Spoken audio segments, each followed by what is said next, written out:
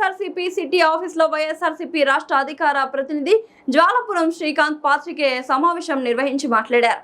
గత వైఎస్ఆర్ కాంగ్రెస్ పార్టీ ప్రభుత్వంలో వైఎస్ జగన్మోహన్ రెడ్డి బ్రాహ్మణులకు అన్ని విధాలా మేలు చేసే విధంగా సహాయ సహకారాలు అందిస్తే చంద్రబాబు నాయుడు బ్రాహ్మణులను దగా చేశారని జ్వాలపురం శ్రీకాంత్ మండిపడ్డారు. చంద్రబాబు నాయుడు మాయ మాటలు నమ్మి అమాయక బ్రాహ్మణులు మోసపోయారని తెలిపారు.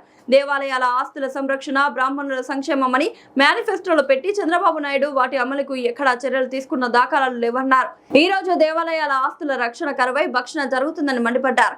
ఈ రోజు చంద్రబాబు నాయుడు చేస్తున్న మోసాలను బ్రాహ్మణులందరూ తెలుసుకుంటున్నారని, తెలియని వారికి వైఎస్ఆర్ కాంగ్రెస్ పార్టీ తెలిసే విధంగా కార్యక్రమాలు చేపడుతుందన్నారు. ఆర్థికంగా, సామాజికంగా మా బ్రాహ్మణ సమాజాన్ని ముందుకు తీసుకుపోవడం జరిగింది.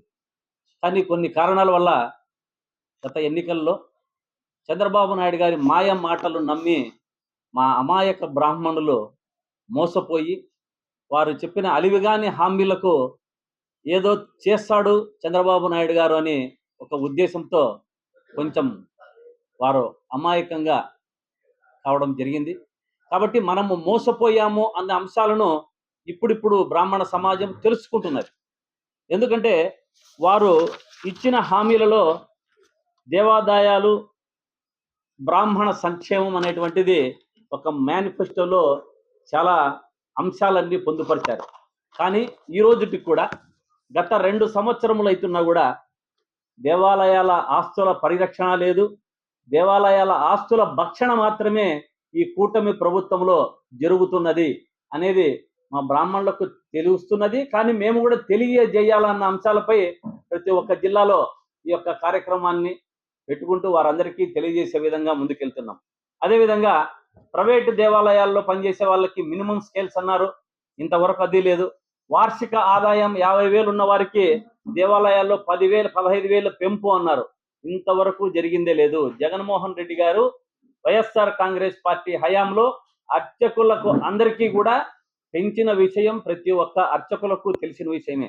అదేవిధంగా తిరుపతి, ఒంటిమిట్ట పుణ్యక్షేత్రాలలో 1000 కాళ్ళ మంటపాలన్నారు. అంటే ఉన్న 1000 కాళ్ళ మంటపాన్ని తిరుమలలో దాన్ని భూస్థాపితం చేసిన ఘనత చంద్రబాబు నాయుడు గారిది, తెలుగుదేశం ప్రభుత్వాన్ని. కానీ హాస్యాస్పదంగా మనకు దీని ప్రకారంలో ఒంటిమిట్టలో, తిరుమలలో కడతానన్నారు, ఇంతవరకు ఆనవాళ్ళు కూడా లేవు అనేది బ్రాహ్మణ సమాజం కానీ అందరూ కూడా హిందూ సమాజం కానీ దీన్ని గుర్తించుకోవాలి. వారు ఏం చెప్పారు, ఇంతవరకు ఏం చేస్తున్నారు అనే అంశాలను. అదేవిధంగా పురోహితులకు, వంట బ్రాహ్మణులకు, పురోహితులకు కుల వృత్తి అన్నారు. పాపం కొన్ని సంఘాలు అప్పట్లో పోయి చంద్రబాబు నాయుడు గారిని ఎన్నికల ముందు కలవడం, మీ యొక్క హామీను నేను నెరవేరుస్తా, అర్చకులకు, పురోహితులకు, బ్రాహ్మణులకు మీ అందరికీ కూడా ఒక కుల వృత్తిగా మిమ్మల్ని గుర్తిస్తానని చెప్పి పురోహితులకు అందరికీ ఆ రోజు చెప్పడం జరిగింది. పార్టీ ఏదన్నా ఉంది అంటే అది వైఎస్ఆర్ కాంగ్రెస్ పార్టీ, జగన్మోహన్ రెడ్డి గారు మాత్రమే అన్నది తెలుసుకోవాలి. ఎందుకంటే ఈ విషయం కూడా చెప్పాలి బ్రాహ్మణులందరికీ. మనకు రాష్ట్రంలో ఇంతవరకు కూడా ఒక్క ఎమ్మెల్యే సీటు కూడా ఇవ్వని ప్రభుత్వం టీడీపీ కూటమి ప్రభుత్వం. అదే వైఎస్ఆర్ కాంగ్రెస్ పార్టీలో గత జగన్మోహన్ రెడ్డి గారు గత ఎన్నికల్లో అంతా 4 సీట్లు ఇచ్చుకుంటూ వచ్చారు. విజయవాడ మల్లాది విష్ణు గారు అయితేనేమి, బాపట్ల కోన రఘుపతి గారు అయితేనేమి, ద్రోణంరాజు శ్రీనివాస్ గారు విశాఖపట్నం అయితేనేమి, విశాఖపట్నంలో ఇంకొక సీటు కూడా మహిళలకు కూడా ఇవ్వడం జరిగింది. ఇదే కాకుండా మనకు దీన్ని సలహాదారులుగా నాతో పాటు, నేను కూడా ప్రభుత్వ సలహాదారులుగా దేవాదాయ శాఖలో ఉన్నా, నాతో పాటు 3 సలహాదారులు పనిచేశారు. అదేవిధంగా వివిధ కార్పొరేషన్లో డైరెక్టర్లు ఒక 4-5, రాష్ట్రంలో 28 కార్పొరేషన్లలో కార్పొరేటర్లుగా ఉన్నారు. మీ తెలుగుదేశం హయాంలో ఈ నెల్లూరులో ఒక్కటే బుచ్చి రాంప్రసాద్ అనేటువంటి వారికి ఒక్క కార్పొరేటర్ పోస్ట్ ఇచ్చారు రాష్ట్రం అంతా కలిపిన. కానీ రాష్ట్ర వ్యాప్తంగా 28 మంది ఉన్నారు. ఇదే కాకుండా పలు హోదాల్లో పలు అంశాల మీద వైఎస్ఆర్ కాంగ్రెస్ పార్టీ రాజకీయంగా కూడా మన బ్రాహ్మణులను ముందుకు తీసుకుపోయే పరిస్థితి.